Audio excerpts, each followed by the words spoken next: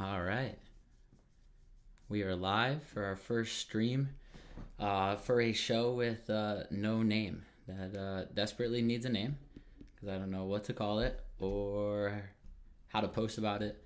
Um, so, super excited to be doing the stream. I think probably the biggest fans of the stream will be my wife and my dad, mostly so they don't have to listen to me talk about Formula One anymore. Pretty sure they were desperate for me to talk to anyone else about Formula One. My wife has watched more races than she's probably ever cared to see in her life, and if she never saw one again, she'd probably be fine with it.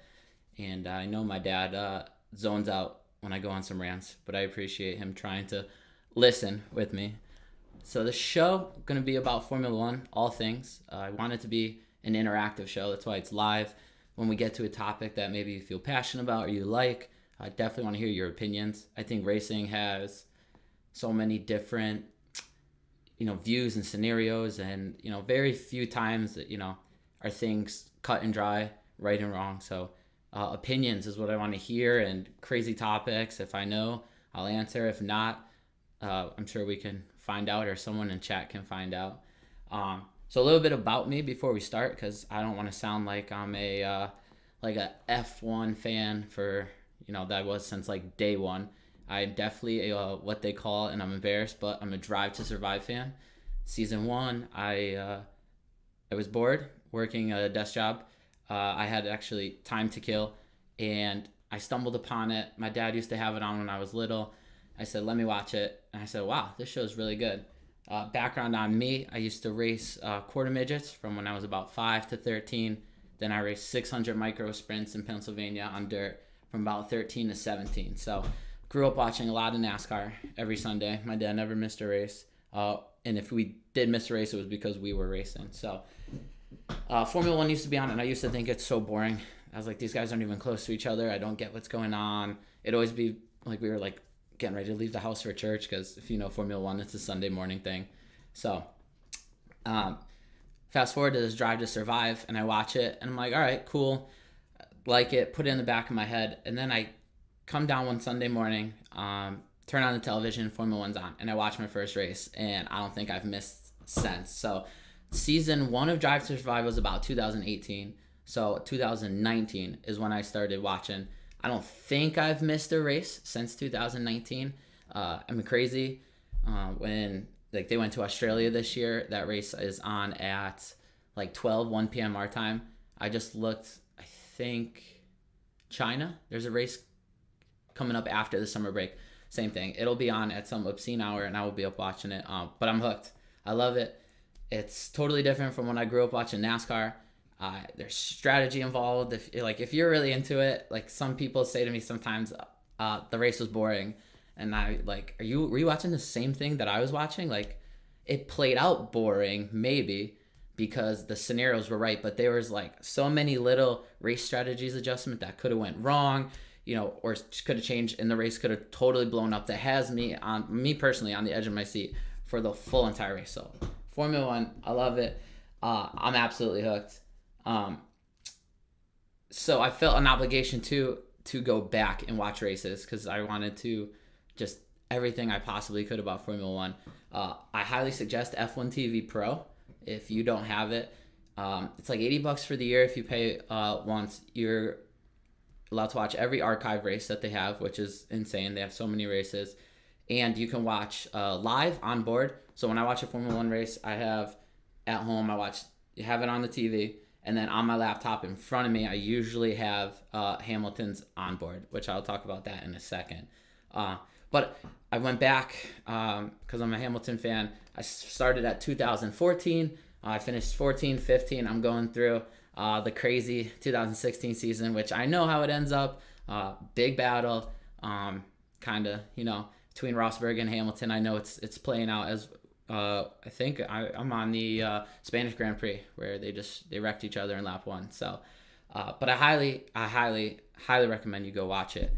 I've also like Googled like top 10 races when I was bored, and I found this race 2005. It's like Fernando Alonso was like the highlight of the race, but I remember watching it. First pit stop. All right, I'm like, paying attention, but like they leave the pits, they come in for another stop, someone comes in, they leave. I go, I don't think they changed any tires. I go, I don't think they changed any. I think they changed any tires, and I'm like, that can't be. Like, got to change tires, right? That's F1. Watching the race. Sorry, chat's messed up.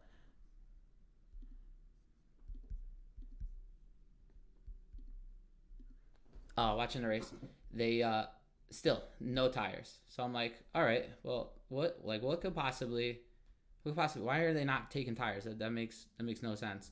Come to find out, in 2005, they didn't change tires that year. They had a tire that they were running.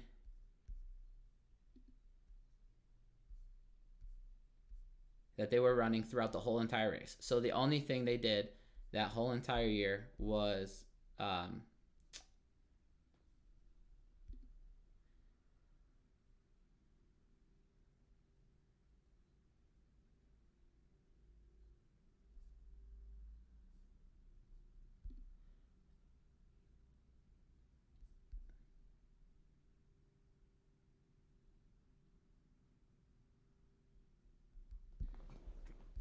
so I have the content set for made for kids. So I think that's why no one can comment. The joys of first time stream. I'm going to see if that worked. But anyway, back to my 2005 rant. There's just so many different rules. If you go back, you can get to see, there we go. You can get to see so many different tracks that you don't get to see now. Cars looked, you get to see the evolution. I've only started watching when there was the Halo, so to go back and see the cars without the Halo is kind of crazy. Definitely pro Halo after the last couple years and accidents we've had. So that's just kind of my history. I'm getting back into it, and I'm diving fully in. So show probably no graphics, looks pretty bland, and it'll be like that until probably after the summer break. So there's 2 more races, and then F1 takes a month off for a summer break, which will feel like an eternity because there'll be no Formula 1 to watch, but we'll get through it. So show will kind of look bland until then. But we had a fantastic race this weekend. Again, even if you kind of are a casual fan, there was 5-car battles, 4-car battles at certain points. Plenty of passing. I think what makes a Formula 1 race real good, and I don't think you saw it in the last couple of years kind of Mercedes domination, is races with a one-stop pit stop. So in Formula 1, you're required to run 2 different sets of tires, 2 different type of compounds. They have a soft, medium, and hard, and you have to run 2 different compounds. So if you start on a hard, you have to go to medium and soft. You start on a medium, you have to go to soft, hard. And I think Mercedes was kind of just kicking butt, 1 compound.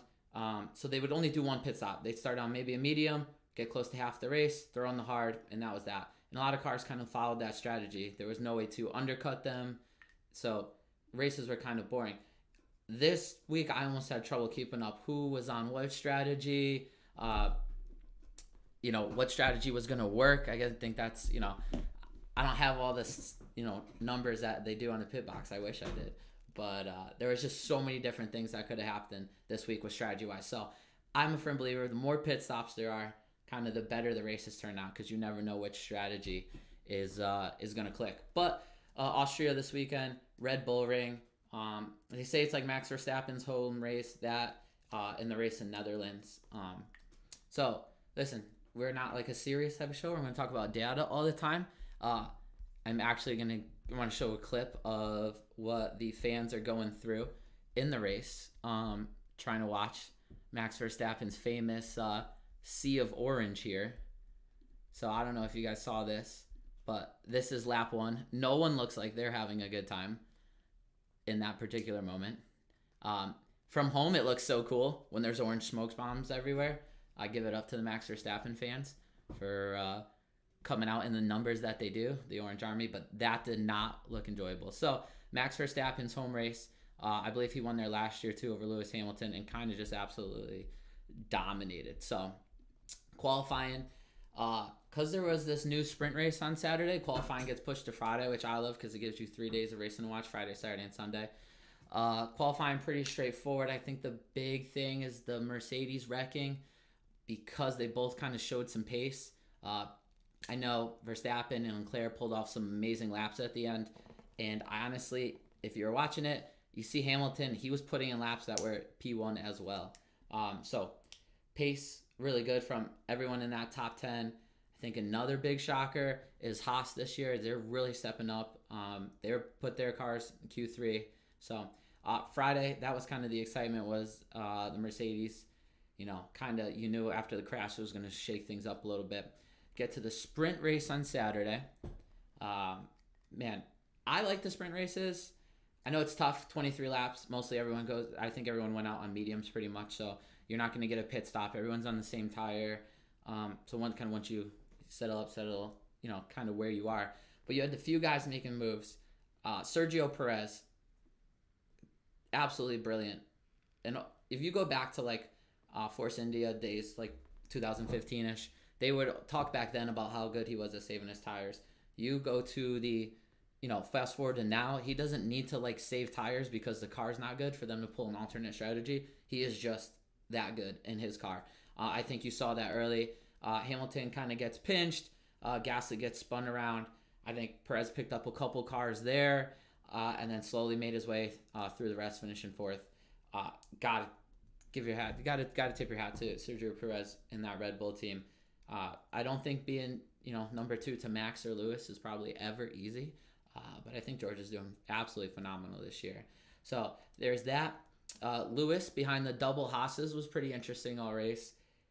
I don't, we're not driving the car, so it's hard, but Lewis really couldn't complete that pass if Magnussen let Schumacher stay in his DRS. I kind of thought that was kind of how the finish was going to end. I don't know if Magnussen felt like maybe if Lewis does get by Mick, I need a little bit of a buffer so he doesn't pass me, but Magnussen pulled out of that DRS. Also could have been Hamilton was offsetting Schumacher in a whole bunch of corners, but once Schumacher broke that DRS, Hamilton got past one of the Haas's, and I think the race last couple laps were pretty calm, cool, and collected. I think, though, if you're a Ferrari fan out there, you saw the race, you know Ferrari's strength all year has kind of been their qualifying pace. I don't know what they're putting more into their qualifying setup, because I think in races past, Charles Leclerc, phenomenal lap, pulls one out of the bag, first place. Race goes along, what happens? Red Bull has the race pace, and then they ended up finishing third or fourth. So I think you watch a sprint race and you're like, all right, you see the finish, Max is a couple seconds ahead, spaced out Leclerc, spaced out Sainz, spaced out Russell. Kind of like, this is probably how the race is going to go tomorrow. Maybe Sergio can, pass Russell and maybe do something on the Ferraris. So I think if you were a Ferrari fan leaving, after that sprint race on Saturday, you were probably like, all right, this is how the race is going to be tomorrow. We're going to sit in second and third and hope Sergio doesn't catch us. And I think, as you guys saw, the race, much different story. Before we get into it, I'm a pretty big Lewis Hamilton fan. I grew up watching a lot of NASCAR, and there was no one that had even close to the amount of swagger that Lewis has. So when I started watching Formula One, crazy swagger. Not only that, but he's the best in his sport, arguably the greatest of all time.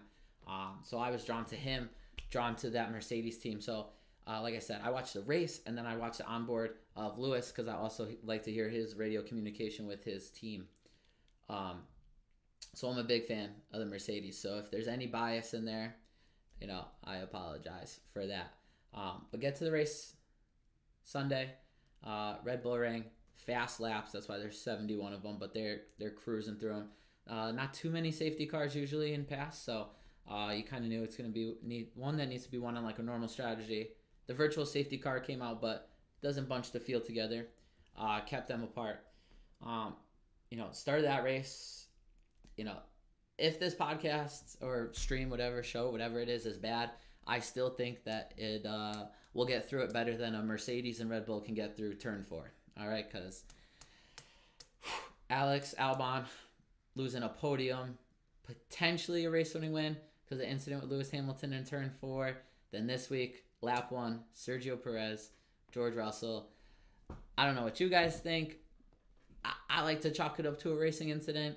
Uh, I think one part about this podcast being on a Tuesday, the show being on a Tuesday, is that you get Monday to kind of hear what like the thoughts are on the team, and you know, what did the top execs have to say. And you kind of, you heard Marco say, we told them not to pass lap one. Wasn't going to happen. All they've seen in years past, if you've watched that race, is everyone wrecks on turn 4, so don't do it. And what does Sergio do? He puts it on the outside. I can't blame him. Going for a racing move. I don't think it's. I think it's kind of. Do I think it's dirty? I mean, you look at this photo and you tell me, like, George's hand is up at the 12, and that's not how he drives with one hand. Hands are at 3 and 6. He is turned all the way, pretty much to the right. Another good place you want to get information about Formula One is Reddit. I was perusing some stuff.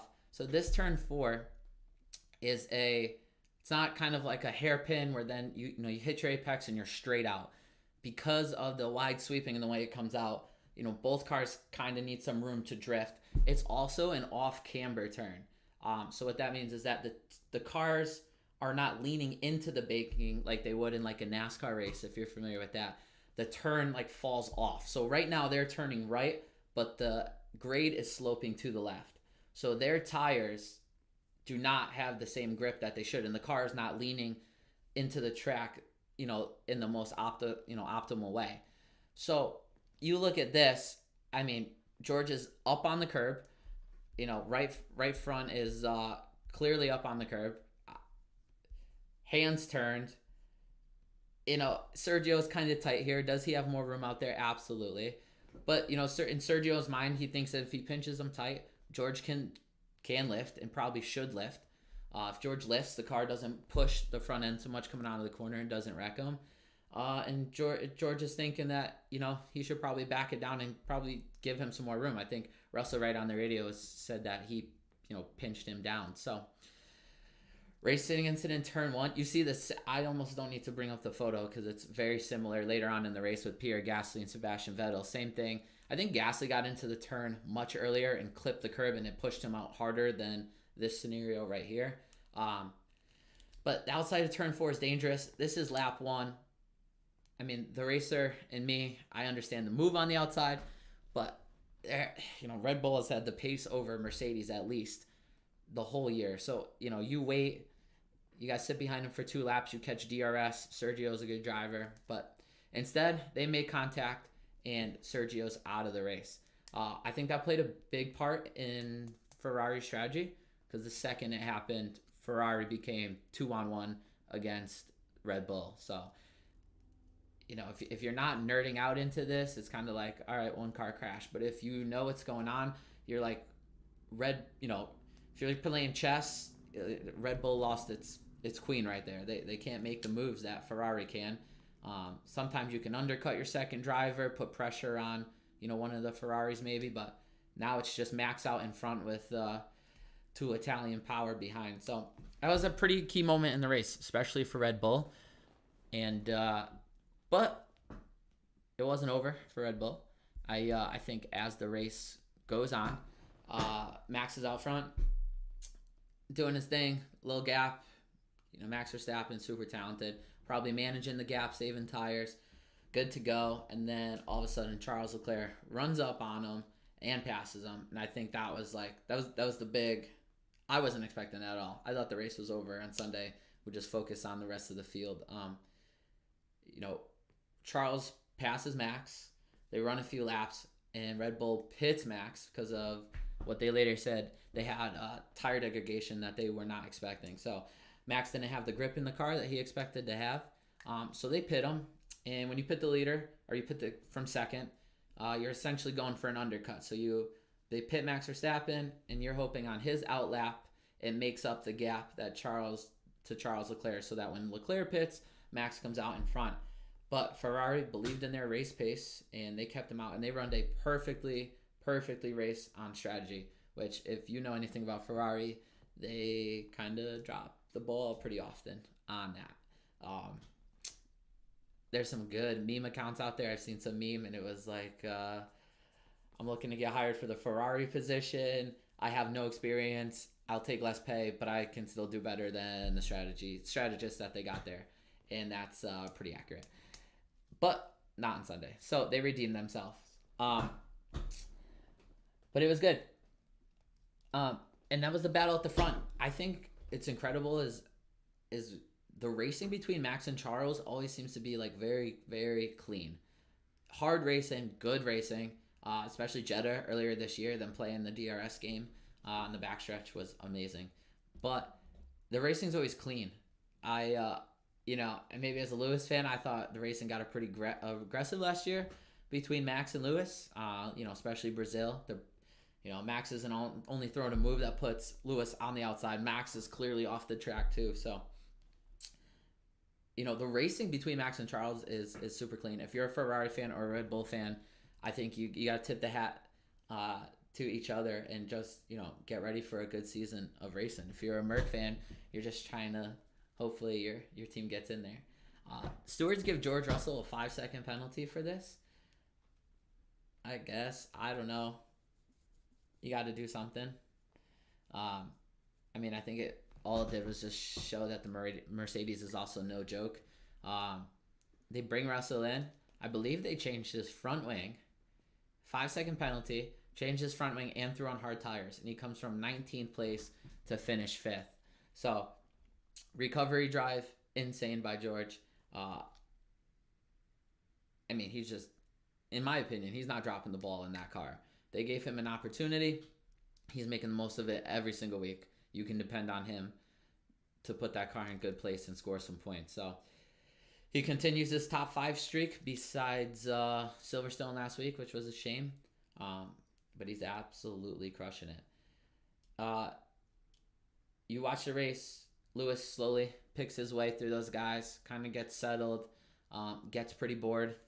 I think I read some post-race stuff in one of his interviews. He's like, I was watching those guys on the Jumbotron.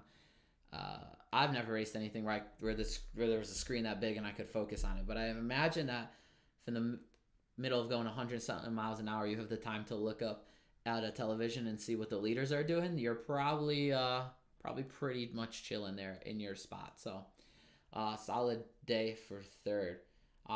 Something when I was talking to my dad about this, we were going over the race. Something came to both of our attentions that we kind of laughed at. Not laughing at this individual, but I'm probably going to get, I wonder what, I don't know what the DMCA and what's showing videos, if I'll get in trouble. I have 1 viewer, so I'm sure no one will care. But Carlos cites cars catching on fire, and hopefully it plays. Of course not.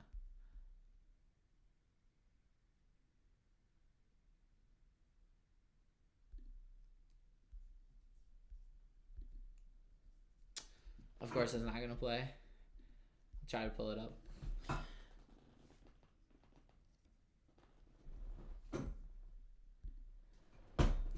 Good. All right, so we'll go. Fire's happening. My guy, the fire marshal back here, you'll see him at the top of the screen, comes, puts the fire extinguisher down, and runs backwards. So, first of all, I've never been put in this spot, so I'm sure adrenaline's crazy. They're probably thinking, we're going to sit here. No car's going to come our way. So major credit to them. I probably assumed that he was going back to get a wheel chalk when he saw the car going back. Like, this guy has one coming over here. But definitely when you're watching that, you're like, dude, you're going the wrong way. This car is on fire and rolling backwards. And you're dropping the extinguisher and booking. So that was a funny moment. We like these. I definitely don't want the show to be stiff. I want to talk about the funny stuff. And that gave me a little chuckle, especially as I saw Seitz getting out of the car, and I knew that he was going to be okay. That was a funny moment. But yeah, George is the real deal, getting the most out of a mediocre car. I feel bad that Merck isn't more competitive this year because he'd easily be out in front. Yeah, absolutely. He was just on a podcast, Beyond the Grid podcast, and he's answering some good questions about that.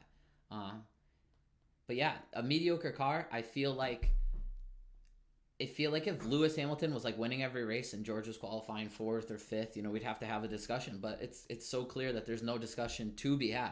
George, out qualifies Lewis or qualifies right there with them. Their race finishes, they're right there near each other.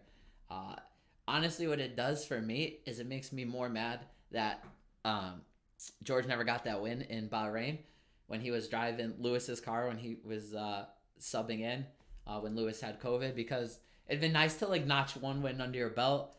And then all these races are like, all right, we're gonna go for our second win. We're gonna help the team get points. Yeah, when I see George running good every week, but not having that car, can you imagine? You're watching Mercedes, dominant. His 3 years in Williams, just absolutely insane. Fastest car in the field, no doubt. You're coming from the 10th fastest team, probably the slowest team, them and Haas last year, maybe 9th and 10th, and you're like, okay, finally, I get to go into the fastest car. Then new rules, new regulations. You're getting a car that is the 3rd fastest right now, maybe working your way up. Especially like when you watch the way George handles himself, looks like a class act. So it breaks my heart, especially being the Mercedes guys. Oh my gosh, I know exactly what you're talking about, Britt. The NASCAR race too. Cars on the oh my gosh, great video of it. Cars on fire. I believe it's like the entry to turn 1, because I think someone on the infield gets a good video of dude Alex Bowman getting out of his car, like pushing a guy out of the way and hitting it with the fire extinguisher. I'm just saying, you need to, like, some of these guys, because I just watched a race, Nico Hülkenberg 2016 in Spain. Same thing. Took the fire extinguisher out of the marshal's hands and sprayed the back of the car with it. Not only are they race car drivers, but they're fighting fires. So they're just stacking the resumes, when they go in for their, salary next year. Just something to add to the list of skills that they have, that they can put out fires. Again, I don't want to show too many videos just in case I do get caught and in trouble. But it's kind of a screenshot. If you were watching the race, you'll know exactly what I'm talking about here. This 5-car battle was really good. You have one absolute legend in the middle, Fernando Alonso. You have, what do we call 3 young guns? You have you got Magnussen out in front here, not a young gun, but you got Lando Norris, Joe, and then Mick Schumacher back here, all dicing it up. This was one of the best. It was a clear Alonso on older tires. The Haas had pitted, so they're coming with fresher tires. So this was insanely good though. I don't think we saw this like midfield, like these 5 cars stacked on top of each other like this in a while. But it was good. It's good to see it. This kind of put me on the edge of my seat. But also Haas, this is a good segue to double points finish 2 weeks in a row. Mick Schumacher's best finishing order. Where did this power come from? You look at, same thing with the Alfa Romeo. Imagine if Kimi had this Ferrari power last year that these guys got now. I'm sure they developed in-house too, but when you see Ferrari, when you see Alfa Romeo, when you see Haas, all Ferrari engines all elevate their game, you kind of got to tip your hats to the power units. And, especially Lewis is out there saying that Haas's straight line speed was incredible. But they're on a roll. I like them being an American, but I also know that they're only half from the U.S. Gene Haas, definitely a U.S. guy, but I'm pretty sure they got shops over in the U.K. So I try to root for them as the U.S. team, but also they're only kind of half U.S. team. But whatever, they claim Texas and whatnot as their home races. So let it be. One driver whose teammate's in this photo, but he's not in it, that I think is doing a super good job and is probably pretty underrated is Esteban Ocon. Solid finish, 5th. You finished behind a Red Bull, a Ferrari, Red Bull, 2 Mercedes. That's pretty good. I feel like all year he's been pretty consistent. Decent drive at Monaco. I know him and Hamilton, but he did his thing there. Canada, he didn't roll over when Leclerc was behind him. I just think he's consistently putting in good races. He has that race win last year that kind of no one talks about because it was a little mess of a race when Bottas went bowling into the first corner and took out like 4 cars. But I think part of this is like when you're put in, it's one thing to come from the back to the front because there's no expectation. But when you start, qualifying good and needing to run good and you have that pressure on you, it's like who can step up to that? And I think Esteban Ocon is stepping up to that. I think the Alpine team is getting better. They've been bringing upgrades pretty much to every race. And it's showing. That team is, that midfield's tight. As you're looking at this squad right here, Haas, Alpine, McLaren, I don't know what they got going on right now. They're going through their ups and downs. Norris is wheeling the car pretty good. Daniel Ricciardo, I don't want to say that he's not wheeling it good, but it looks like he's getting no help from the team. So that midfield battle is pretty tight. I think you're going to see some good racing coming out. I think for Fernando, I think he made a comment that F1's still boring. It's all Red Bull and Ferrari. I think that's just kind of how it's going to be. Red Bull, Ferrari, maybe Mercedes up front. But I don't know how he's mad about this, infield race or this mid-pack racing because it's all pretty good.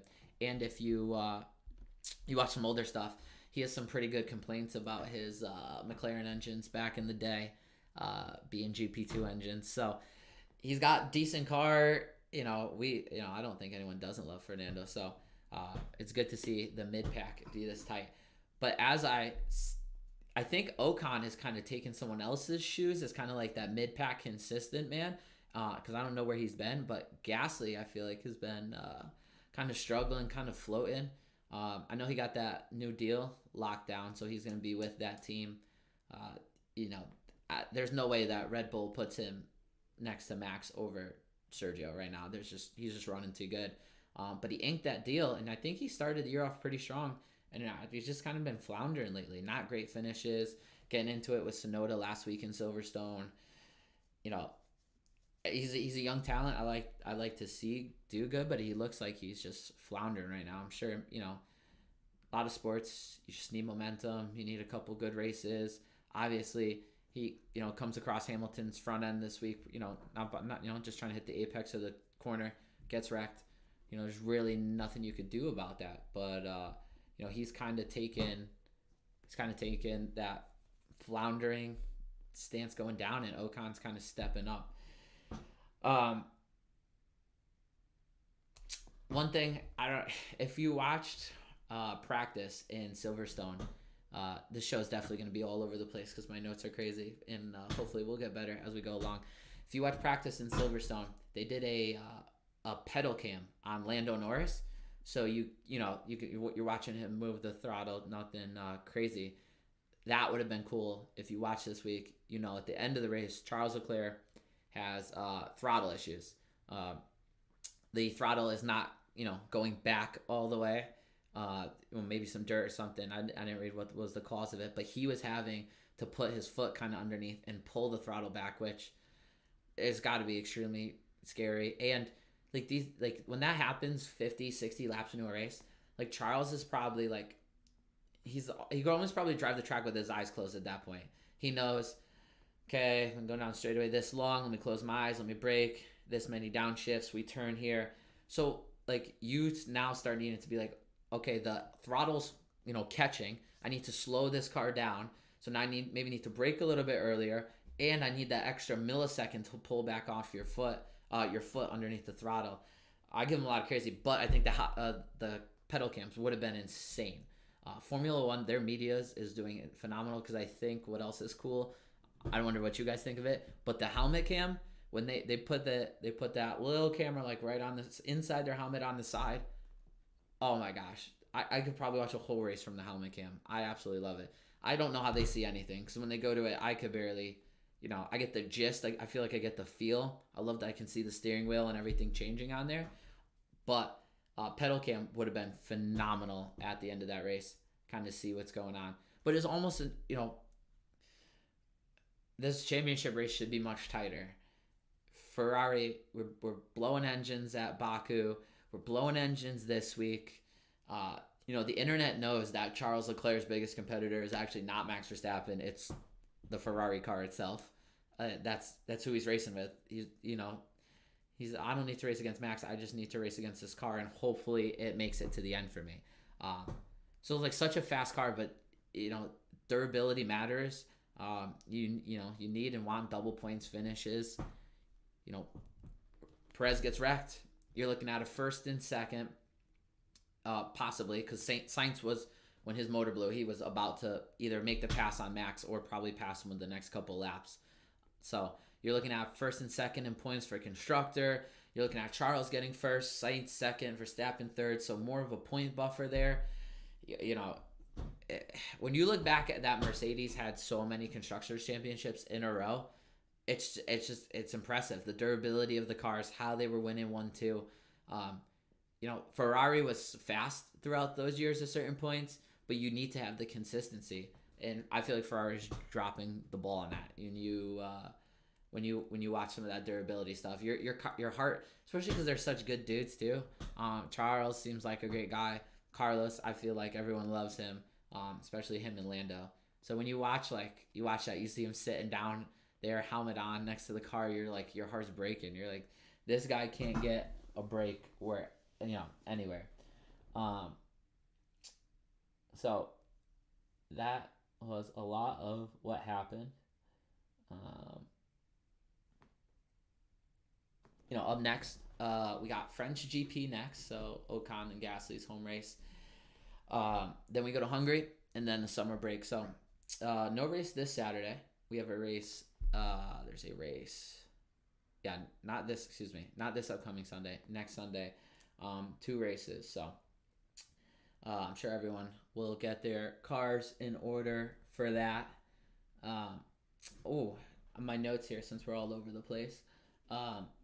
Another driver who I think's been doing pretty good and is not getting probably the recognition, and it's because he's also not in the car that's gonna give great performance, is Alex Albon. A little tussle. I think he had a 5-second penalty in that race. At one point, they were just handing out 5-second penalties, like someone would be making it rain. Everyone got a 5-second penalty. It felt like, but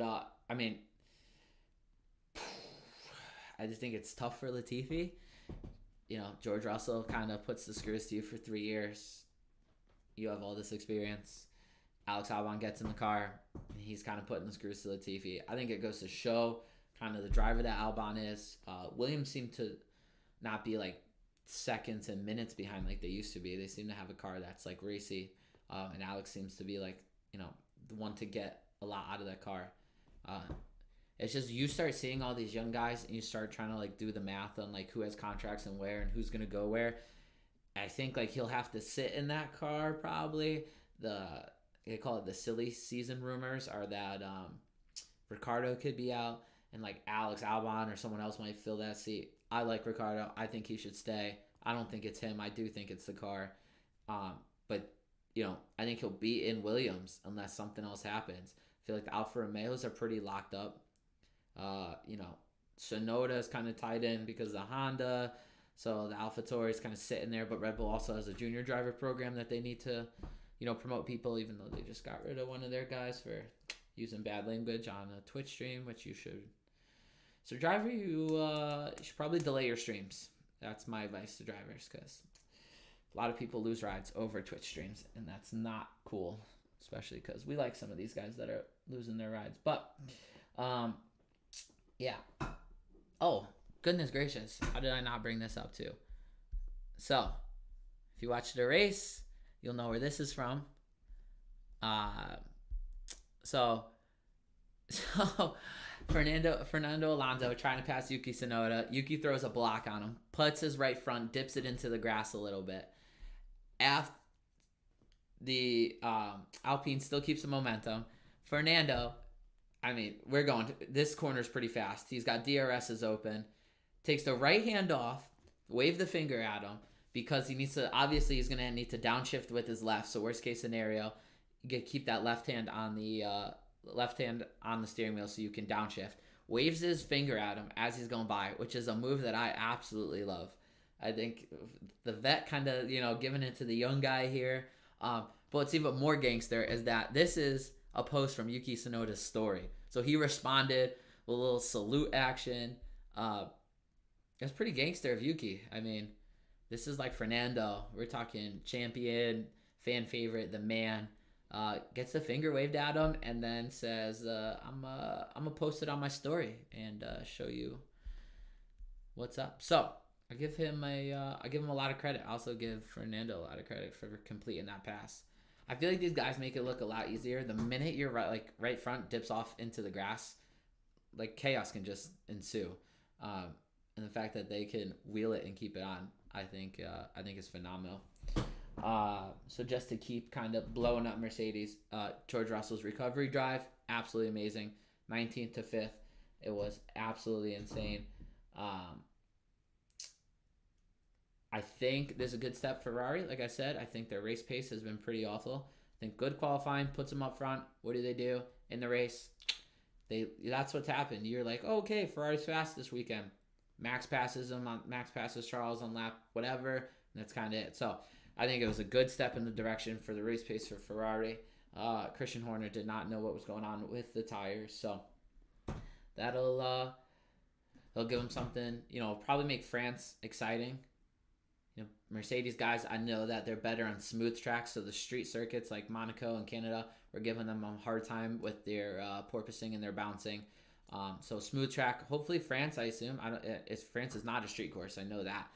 So I'm going to assume that it's smoother than a street course, so Mercedes should be fast.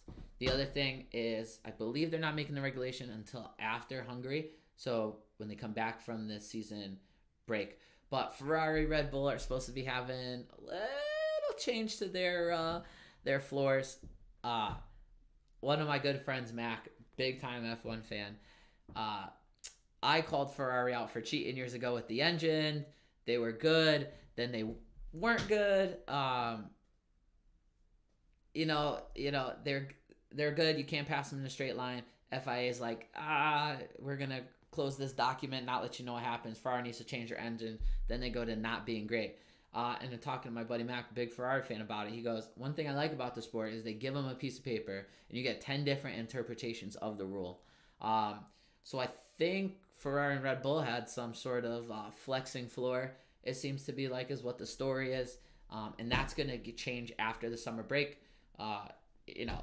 Toto Wolff coming out saying, I don't think it's going to be a big deal, maybe a couple tenths. Well, if you saw qualifying, top 4 was all within a couple tenths or so. And then you put that Mercedes is seeming like they're only, in race pace wise, only a couple tenths behind. We could have some great races going forward. Ferrari also, since I think they stepped on their toes in Silverstone with their drivers and who should be leading and who should be not, just kind of let them do their thing at the beginning of the sprint race. 2 good drivers going at it, hard racing, no crashes, but also let them go at it, which is good. Team orders definitely need to be pulled. When I'm watching a race, I'm definitely strategizing in my head. This guy's faster, fresher tires. Probably should let him go. And then the racer kicks in and is like, you don't want to let anyone go. That's not why any of those 20 drivers show up. They're showing up to try to win and finish as high as they can. So every week is a job performance for the next. So that's Austria. That's probably week 1 of the show. Ran by things pretty quick. I think I got through everything I pretty much wanted to get through. It was Austria's a good race. Red Bull ring. I'm sure Red Bull fans are disappointed they didn't get a win there, but So as we go on, one thing I would like to do at the end of the show, it's kind of this is an F1 show, but it's also I think if you're a fan of F1, you tend to be a fan of other motorsports too. So if anyone has any comments on the F1 race or any other races, that's what I want to open this up to, like any other races. I know World of Outlaws, I'm a big dirt fan, sprint cars. They're at Attica Speedway tonight for the Brad Doherty Classic. That's good. Honestly, you got to give it up for the World of Outlaws. They have like an 89 race schedule, and they're racing on Tuesday nights. What else do you have to do on a Tuesday night? There's absolutely nothing to watch on a Tuesday night. So I give so much credit. World of Outlaws, they grind through a season, and they give us racing during the week. Like, how could it get any better than that? I think their race last weekend, I forget what they were. I know Carson Macedo picked up the win. I did not watch Atlanta. I kind of like have a little beef with Atlanta. I don't know how I feel that it's just become another like mini super speedway drafting track. So, I mean, do we need more super speedways? I guess, it's exciting. I've heard in the past drivers think it's boring, especially at the bigger tracks. Kind of just flat foot, whole race, avoid a wreck. So I didn't watch it, but I heard it was good. I think I heard Corey LaJoie almost won. I think some fans were upset. Ross Chastain, I saw a screenshot that I think he had security around him. And the meme was like NASCAR. It's like NASCAR. It was telling the security go to your normal spot, and they were like around Ross Chastain because he's been junking people, and I think he's been wrecking the same people too. I think he comes out. He's pretty humble that he's at fault, but patience only goes to a certain point, especially when you're at that top level. Xfinity race and truck race, I think we're all pretty decent. Fans seem to be excited. I did not keep up. Sometimes I check on that MotoGP. It's pretty exciting stuff. Short race, 25-ish laps, depending on the track. Sometimes, same thing as Formula 1. Sometimes maybe the top 3 check out. But a lot of times, a lot of close battles. This guy's, the way they lay down those bikes. It's pretty good racing. So, we're chilling. Like I said, July 22nd through the 24th, we're at France, Formula 1. Good first show.